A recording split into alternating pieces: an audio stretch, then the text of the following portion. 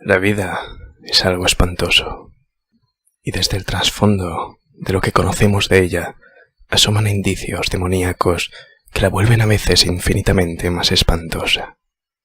La ciencia, ya opresiva en sus tremendas revelaciones, será quizá la que aniquile definitivamente nuestra especie humana, si es que somos una especie aparte, porque su reserva de insospechados horrores jamás podrá ser abarcada por los cerebros mortales en caso de desatarse en el mundo. Si supiéramos qué somos, haríamos lo que hizo Sir Arthur Jermyn, que empapó sus ropas de petróleo y se prendió fuego una noche. Nadie guardó sus restos carbonizados en una urna, ni le dedicó un monumento funerario, ya que aparecieron ciertos documentos y cierto objeto dentro de una caja que han hecho que los hombres prefieran olvidar. Algunos de los que le conocían niegan incluso que haya existido jamás. Arthur Jermyn salió al páramo y se prendió fuego después de ver el objeto de la caja llegado de África. Fue este objeto y no su raro aspecto personal lo que le impulsó a quitarse la vida. Son muchos los que no habrían soportado la existencia de haber tenido los extraños rasgos de Arthur Jermyn.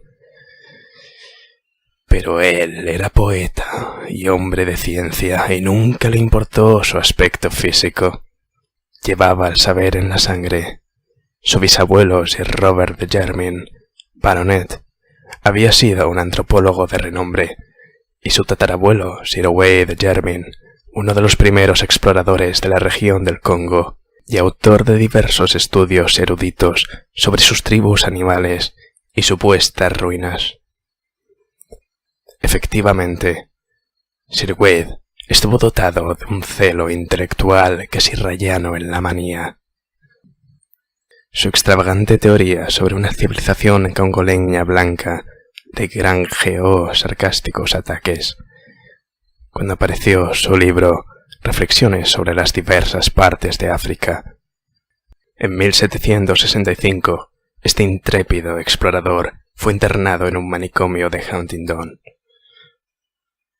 Todos los Jermyn poseían un rasgo de locura, y la gente se alegraba de que no fueran muchos.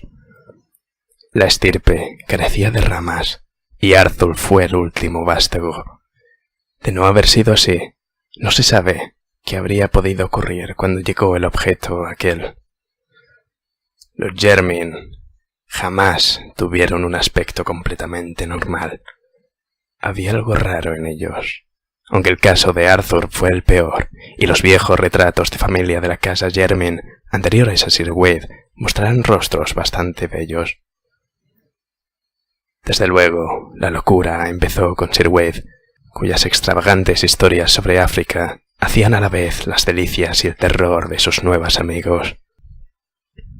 Quedó reflejada en su colección de trofeos y ejemplares, muy distintos de los que un hombre normal coleccionaría y conservaría, y se manifestó de manera sorprendente en la reclusión oriental en que tuvo a su esposa.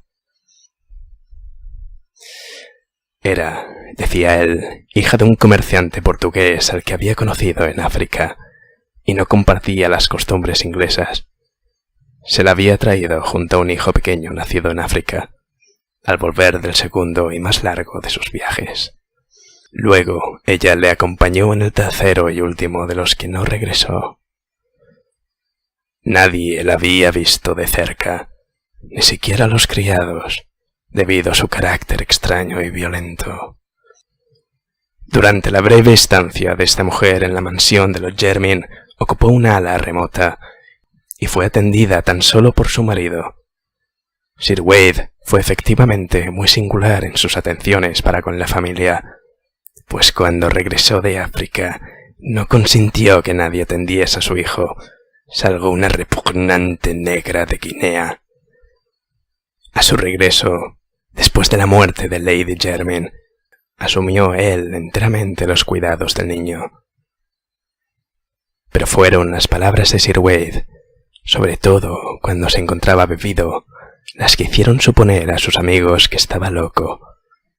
En una época de la razón como el siglo XVIII, era una temeridad que un hombre de ciencia hablara de visiones insensatas y paisajes extraños bajo la luna del Congo, de gigantescas murallas y pilares de una ciudad olvidada en ruinas e invadida por la vegetación, y de húmedas y secretas escalinatas que descendían interminablemente a la oscuridad de criptas abismales y catacumbas inconcebibles.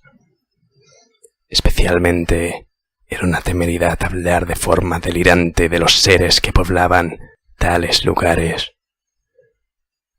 Criaturas, mitad de la jungla, mitad de esa ciudad antigua e impía. Seres que el propio Plinio habría descrito con escepticismo y que pudieron surgir después de que los grandes monos invadiesen la moribunda ciudad de las murallas y los pilares, de las criptas y las misteriosas esculturas. Sin embargo, después de su último viaje, Sir Wade hablaba de esas cosas con estremecido y misterioso entusiasmo, y de que había vivido entre ciertas ruinas terribles que sólo él conocía, casi siempre después de un tercer vaso en el Knight's Head. Y al final hablaba en tales términos de los seres que allí vivían, que le internaron en el manicomio. No manifestó gran pesar cuando le encerraron en la celda enrejada de Huntingdon, ya que su mente funcionaba de forma extraña. A partir del momento en que su hijo empezó a salir de la infancia, le fue gustando cada vez menos el hogar, hasta que últimamente parecía amedrantarle. El Knight's Head llegó a convertirse en su domicilio habitual, y cuando le encerraron manifestó una vaga gratitud, como si para él representase una protección. 3 años después murió. Philip, el hijo de Wade Jermyn, fue una persona extraordinariamente rara. A pesar del gran parecido físico que tenía con su padre, su aspecto y comportamiento eran en muchos detalles tan toscos que todos acabaron por rehuirle. Aunque no heredó la locura como algunos temían, era bastante torpe y propenso a periódicos accesos de violencia. De estatura pequeña, poseía, sin embargo, una fuerza y una agilidad increíbles. A los 12 años de recibir su título, se casó con la hija de su guardabosque, persona que, según se decía, era de origen gitano. Pero antes de nacer su hijo se alistó en una marina de guerra como simple marinero, lo que colmó la repugnancia en general que sus costumbres y su unión habían despertado. Al terminar la guerra de América, se corrió el rumor de que iba de marinero en un barco mercante que se dedicaba al comercio en África, habiendo ganado buena reputación con sus proezas de fuerza y soltura al trepar. Pero finalmente desapareció una noche, cuando su barco se encontraba fondeado frente a la costa del Congo. Con el hijo de Sir Philip Jermyn, la ya reconocida peculiaridad familiar adoptó un sesgo extraño y fatal. Alto y bastante agraciado, con una especie de misteriosa gracia oriental pese a sus proporciones físicas un tanto singulares, Robert Jermyn inició una vida de erudito e investigador. Fue el primero en estudiar científicamente la inmensa colección de reliquias que su abuelo demente había traído de África, haciendo célebre el apellido en el campo de la etnología y la exploración. En 1815, Sir Robert se casó con la hija del 7º vizconde de Brightholme, con cuyo matrimonio recibió la bendición de 3 hijos, el mayor y el menor de los cuales jamás fueron vistos públicamente a causa de sus deformidades físicas y psíquicas. Abrumado por estas desventuras, el científico se refugió en su trabajo e hizo 2 largas expediciones al interior de África.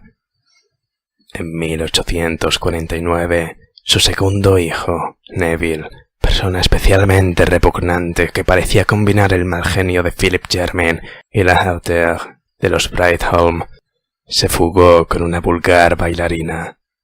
aunque fue perdonado a su regreso un año después. Volvió a la mansión Jermyn viudo con un niño, Alfred, que sería con el tiempo padre de Arthur Jermyn. Decían sus amigos que fue esta serie de desgracias lo que trastornó el juicio de Sir Robert Jermyn, aunque probablemente la culpa estaba tan solo en ciertas tradiciones africanas. El maduro científico había estado recopilando leyendas de las tribus Onga, próximas al territorio explorado por su abuelo y él mismo, con la esperanza de explicar de alguna forma las extravagantes historias de Sir Wade sobre una ciudad perdida, habitada por extrañas criaturas. Cierta coherencia en los singulares escritos de su antepasado sugería que la imaginación del loco pudo haber sido estimulada por los mitos nativos. El 19 de octubre de 1852, el explorador Samuel Seaton visitó la mansión de los Jermyn llevando consigo un manuscrito y notas recogidas entre los Onga. Convencido de que podía ser de utilidad al etnólogo ciertas leyendas acerca de una ciudad gris de monos blancos gobernada por un dios blanco. Durante su conversación, debió de proporcionarle sin duda muchos detalles adicionales, cuya naturaleza jamás llegará a conocerse, dada la espantosa serie de tragedias que sobrevinieron de repente. Cuando Sir Robert Jermyn salió de su biblioteca, dejó tras de sí el cuerpo estrangulado del explorador, y antes de que consiguieran detenerle, había puesto fin a la vida de sus 3 hijos. Los 2 que no habían sido vistos jamás, y el que se había fugado, Neville Jermyn. Neville Jermyn murió defendiendo a su hijo de 2 años, cosa que consiguió, y cuyo asesinato entraba también, al parecer, en las locas maquinaciones del anciano. El propio Sir Robert, tras repetidos intentos de suicidarse y una obstinada negativa a pronunciar un solo sonido articulado, murió de un ataque de apoplejía al 2.º año de su reclusión. Sir Alfred Jermyn fue baronet antes de cumplir los 4 años, pero sus gustos jamás estuvieron a la altura de su título.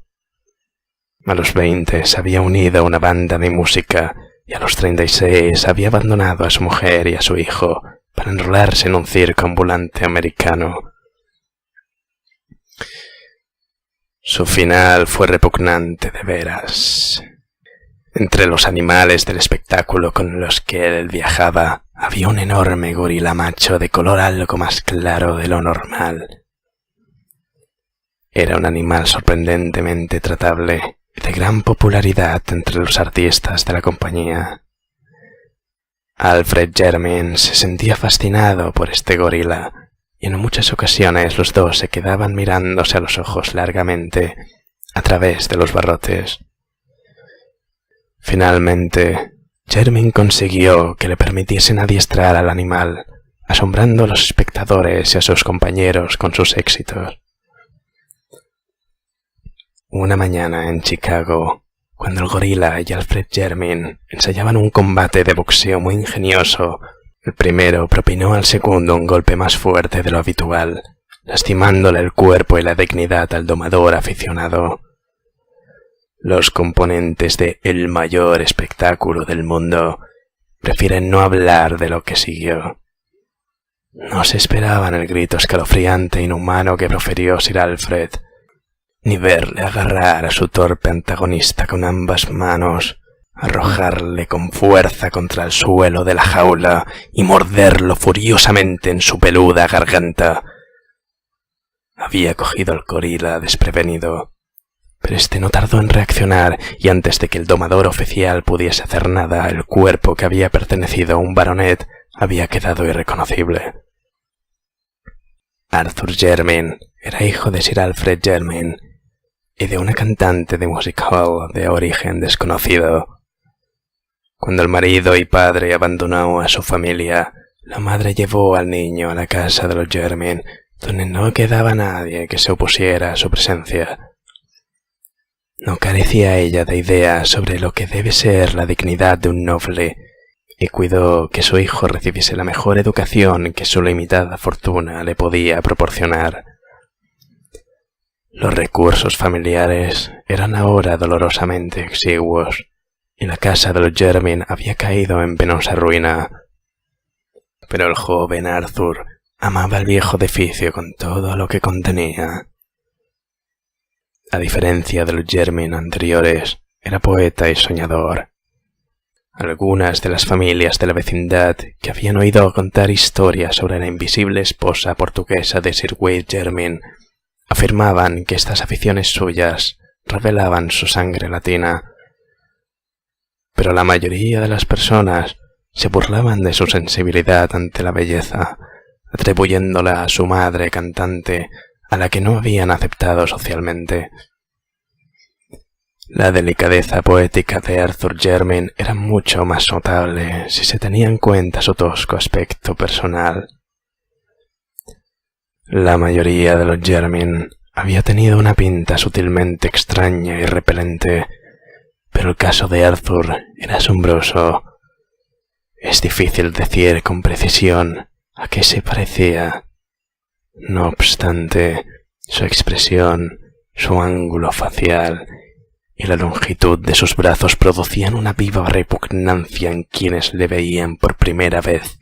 La inteligencia y el carácter de Arthur Jermyn, sin embargo, compensaban su aspecto. Culto y dotado de talento, alcanzó los más altos honores en Oxford y parecía destinado a restituir la fama de intelectual de la familia. Aunque de temperamento más poético que científico, proyectaba continuar la obra de sus antepasados en arqueología y etnología africanas, utilizando la prodigiosa, aunque extraña, colección de Sir Wade. Llevado de su mentalidad imaginativa, pensaba a menudo en la civilización prehistórica en la que el explorador loco había creído absolutamente, y tejía relato tras relato en torno a la silenciosa ciudad de la selva mencionada en las últimas y más extravagantes anotaciones. Pues las brumosas palabras sobre una atroz y desconocida raza de híbridos de la selva le producía un extraño sentimiento, mezcla de terror y atracción al especular sobre el posible fundamento de semejante fantasía y tratar de extraer alguna luz de los datos recogidos por su bisabuelo y Samuel Seaton entre los Onga. En 1911, después de la muerte de su madre, Sir Arthur Jermyn decidió proseguir sus investigaciones hasta el final. Vendió parte de sus propiedades a fin de obtener el dinero necesario, preparó una expedición y zarpó con destino al Congo. Contrató un grupo de guías con ayuda de las autoridades belgas y pasó un año en las regiones de Onga y Kaliri, donde descubrió muchos más datos de lo que él esperaba. Entre los Kaliri había un anciano jefe llamado Muanu, que poseía no solo una gran memoria, sino un grado de inteligencia excepcional y un gran interés por las tradiciones antiguas. Este anciano confirmó la historia que Jermyn había oído, añadiendo su propio relato sobre la ciudad de piedra y los monos blancos, tal como él la había oído contar. Según Muanu, la ciudad gris y las criaturas híbridas habían desaparecido aniquiladas por los belicosos Bangus hacía muchos años. Esta tribu, después de destruir la mayor parte de los edificios y matar a todos los seres vivientes, se había llevado a la diosa disecada que había sido el objeto de la incursión. La diosa mono blanca, a la que adoraban los extraños seres, y cuyo cuerpo atribuían las tradiciones del Congo a la que había reinado como princesa entre ellos. Muanu no tenía idea del aspecto que debieron tener aquellas criaturas blancas y simiescas, pero estaba convencido de que eran ellas quienes habían construido la ciudad en ruinas. Jermyn no pudo formarse una opinión clara. Sin embargo, después de numerosas preguntas, consiguió una pintoresca leyenda sobre la diosa disecada. La princesa Mono, se decía, se convirtió en esposa de un gran dios blanco llegado de Occidente. Durante mucho tiempo reinaron juntos en la ciudad, pero al nacerles un hijo, se marcharon de la región. Más tarde el dios y la princesa habían regresado y a la muerte de ella, su divino esposo había ordenado momificar su cuerpo, entronizándolo en una inmensa construcción de piedra, donde fue adorado. Luego volvió a marcharse solo. La leyenda presentaba aquí 3 variantes. Según una de ellas, no ocurrió nada más, salvo que la diosa disecada se convirtió en un símbolo de supremacía para la tribu que la poseyera. Este era el motivo por el que los Bangus se habían apoderado de ella. Una segunda versión aludía al regreso del dios y a su muerte a los pies de la entronizada esposa. En cuanto a la tercera, hablaba del retorno del hijo ya hombre, o mono, o dios, según el caso, aunque ignorante de su identidad. Sin duda, los imaginativos negros habían sacado el máximo partido de lo que subyacía debajo de tan extravagante leyenda, fuera lo que fuese. Arthur Jermyn no dudó ya de la existencia de la ciudad que el viejo Sir Wade había descrito, y no se extrañó cuando a principios de 1912 dio con lo que quedaba de ella. Comprobó que se habían exagerado sus dimensiones, pero las piedras esparcidas probaban que no se trataba de un simple poblado negro. Por desgracia, no consiguió encontrar representaciones escultóricas y lo exiguo de la expedición impidió emprender el trabajo de despejar el único pasadizo visible que parecía conducir a cierto sistema de criptas que Sir Wade mencionaba. Preguntó a todos los jefes nativos de la región acerca de los monos blancos y la diosa momificada, pero fue un europeo quien pudo ampliarle los datos que le habían proporcionado el viejo Moano. Un agente belga de una factoría del Congo, Verhaeren, creía que podía no solo localizar, sino conseguir también la diosa momificada de la que había oído hablar vagamente, dado que los en otro tiempo poderosos Bangus eran ahora sumisos siervos del gobierno del rey Alberto, y sin mucho esfuerzo podría convencerles para que se desprendiesen de la horrenda deidad de la que se habían apoderado. Así que, cuando Jermyn zarpó para Inglaterra, lo hizo con la gozosa esperanza de que en espacio de unos meses podría recibir la inestimable reliquia etnológica que confirmaría la más extravagante de las historias de su antecesor, que era la más disparatada de cuantas él había oído.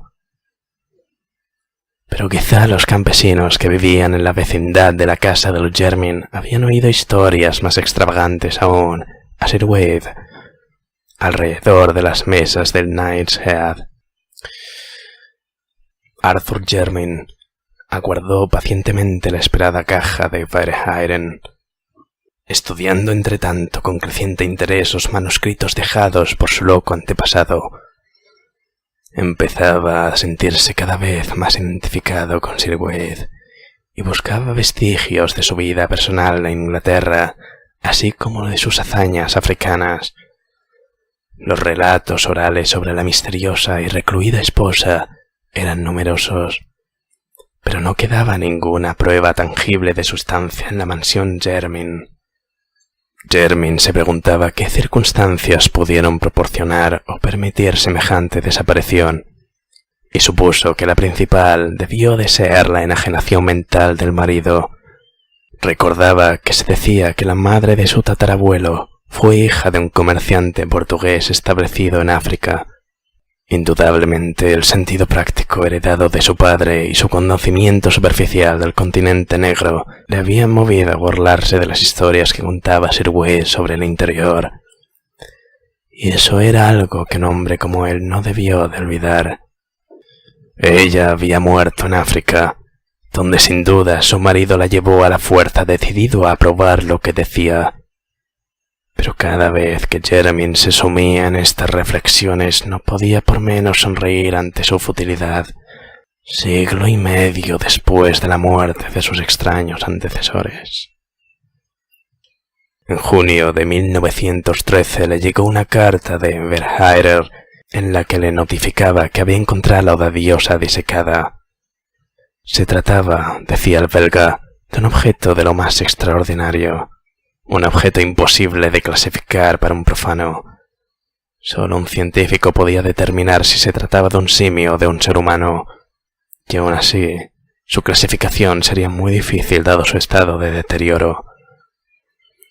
El tiempo y el clima del Congo no son favorables para las momias, especialmente cuando consisten en preparaciones de aficionados, como parecía ocurrir en este caso.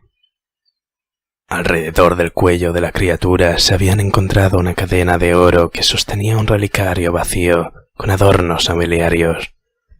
Sin duda recuerdo de algún infortunado viajero a quien debieron de arrebatárselo los Vangus para colgárselo a la diosa en el cuello a modo de talismán.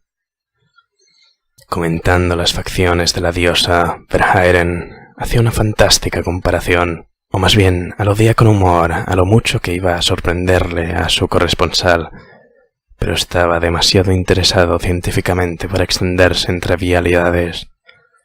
La diosa momificada, anunciaba, llegaría debidamente embalada un mes después de la carta.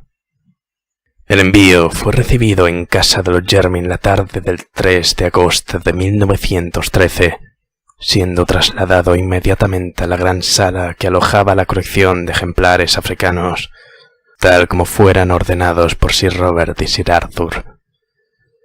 Lo que sucedió a continuación puede deducirse de lo que contaron los criados y de los objetos y documentos examinados después. De las diversas versiones, la del mayordomo de la familia, el anciano Soames, es la más amplia y coherente. Según este fiel servidor, Sir Arthur ordenó que se retirase todo el mundo de la habitación antes de abrir la caja, aunque el inmediato ruido del martillo y el escoplo indicó que no había decidido aplazar la tarea. Durante un rato no se escuchó nada más. Soames no podía precisar cuánto tiempo, pero menos de un cuarto de hora después, desde luego, oyó un horrible alarido, cuya voz pertenecía inequívocamente a Jermyn. Acto seguido, salió Jermyn de la estancia y echó a correr como un loco en dirección a la entrada, como perseguido por algún espantoso enemigo. La expresión de su rostro, un rostro bastante horrible ya de por sí, era indescriptible. Al llegar a la puerta pareció ocurrírsele una idea. Dio media vuelta, echó a correr y desapareció finalmente por la escalera del sótano.